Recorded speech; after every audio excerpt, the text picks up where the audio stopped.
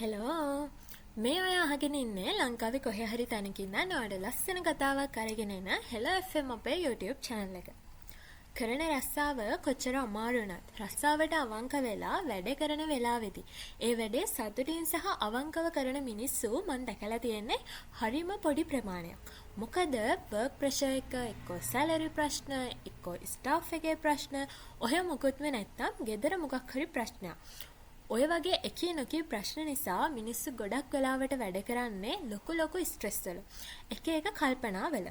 ඉතින් ගොඩක් මිනිස්සු ගැවසෙන තැන්වල විශේෂයෙන්ම බැංකුවල AG ඔෆිස් වල වගේ තැන්වල අපිට ඕක ගොඩක් වෙලාවට දැක ගන්න ලැබෙනවා. එයාලා වැඩ එපා වෙච්ච සහ අනිත් අයටත් වැඩ එපා කරන මිනිස්සු.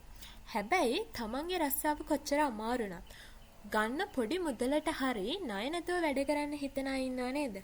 අන්න ඒ වගේ පුද්ගලයෝ ඇත්තට මේ තැන් වලට ලැබිච්ච වාසනාවක් කියලා තමයි මම නම් හිතන්නේ. අද මං ගියපු ෂොප් එකකත් හිටියා අන්න ඒ විදිහේ පුද්ගලෙක්. එයාගේ වැඩේ උනේ අපි සාමාන්‍යයෙන් ඇඳුමක් අරගෙන ඒක අපිට හරියටම ෆිට වෙනවද කියලා බලන්න ෆිට ඔන් රූම් එකට යනවනේ.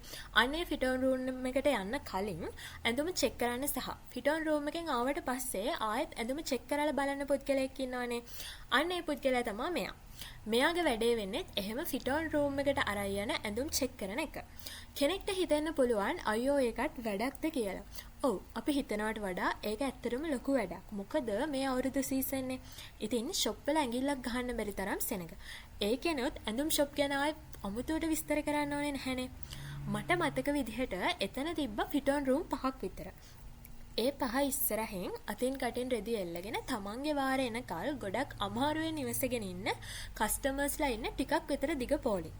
ඉතින් මේ පුද්ගලයා ඒ හැමෝමත් එක්ක hina වෙන්නේ හරියට නිකන් කාලයක් තිස්සේ දන්න අඳුරන කෙනෙක් විදිහට. එක්කෙනාව පොලිමට චෙක් කරගෙන යද්දී මොනවා හරි වචනයක් කියනවා පොඩි සුහඳ බවක් ඇති කරගන්න. එහෙම නැත්නම් ලස්සන hinaවක් දෙනවා හිත පිරෙන විදිහට. එක පැත්තක් ඉවර වෙලා අනිත් පැත්ත බලද්දී සමහර කස්ටමර්ස්ලා යනවා ෆිට ඔන් කරලා ඉවර වෙලා රෙදි ටික අරගෙන එයාලට ආයෙත් චෙක් කරගන්න අමතක වෙලා. ඉතින් මේ වගේ වෙලාවට කෑ ගහලා රවන්නේ නැතුව දුවලා ගිහිල්ලා පොඩ්ඩක් ඉන්න මිස් කියලා ඒ ටිකත් චෙක් කරලා තමන්ගේ රාජකාරිය කරන්නේ කස්ටමර්ගෙත් හිත රිදෙන්නේ නැති විදිහට. ඒ අතරේ මොකක් හරි කියලා hina වෙන්නේ දකින්න කෙනෙක්ට අපිට hinaවක් නොදී ඉන්න බැරි වෙන්න. ඉතින් ඒ තමයි එයාගේ රස්සාව. එහෙම නැත්නම් එයාගේ රාජකාරිය. හොඳ කස්ටමර් සර්විස් එකක් කියලා කියන්නේ බිස්නස් එකකට කරන මූලික ආයෝජනයක්. ඉතින් මම දැක්ක විදිහට එයා ඒක කරා 100% හරියන්න. මම මීට කලිනුත් ඒ වැඩේම කරන මිනිස්සු දැකලා තියෙනවා. හැබැයි ඒ වගේ ලස්සනට ඒ විදිහට පර්ෆෙක්ට් විදිහට ඒ වැඩේ කරපු කෙනෙක් දැකපු පළවෙනි වතාව. ඒ හිනාව ඒ තමයි එයාගේ රස්සාවට දුන්න ගෞරවය. මේ කතාව කියලා මට කියන්න ඕන උනේ ඒ පුද්ගලයා කියලා දුන්න පාඩම.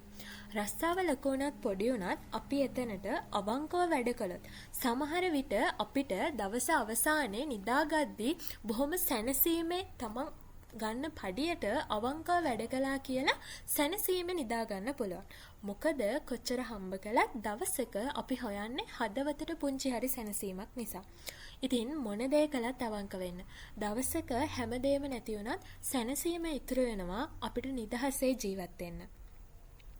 එහෙනම් ආයෙත් මේ වගේ කතාවක් කරන්න එනකල් ආදරේ බෙදාගෙන hina වෙලා ඉන්න. අමතක නැතුව අපිව subscribe කරලා ඊළඟ වීඩියෝ එකත් ඔයා ගාවටම ගෙන්න ගන්න.